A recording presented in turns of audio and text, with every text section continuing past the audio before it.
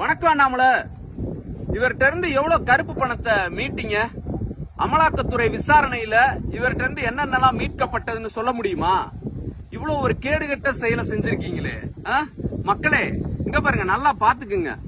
அதாவது சேலம் மாவட்டம் ஆத்தூர் அப்பம்ம சமுத்திரம் பக்கத்துல ஒரு கிராமத்துல இந்த பெரியவர், அதாவது கிருஷ்ணன் கண்ணையன்னு 2 பேருங்க, இவங்கிட்ட இருந்து இவங்களுடைய பூர்வீக நிலத்தை ஆட்டையை போடுறதுக்கு சேலம் மாவட்ட கிழக்கு மாவட்ட பாஜக தலைவர் குணசேகர்ன்ற ஆளு இவங்களை மிரட்டி இவங்களோட நிலத்தை கேட்டிருக்காருங்க.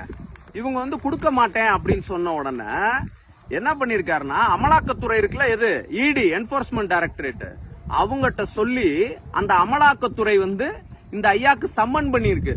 எது கருப்பு பணம் வச்சிருக்கீங்க நீங்க, அது சம்பந்தமா அவங்கள விசாரிக்கணும் அப்படின்னு சொல்லி சென்னை நுங்கம்பாக்கத்துக்கு இவங்கள அமலாக்கத்துறை கூப்பிட்டு இருக்குங்க. பாத்துக்குங்க.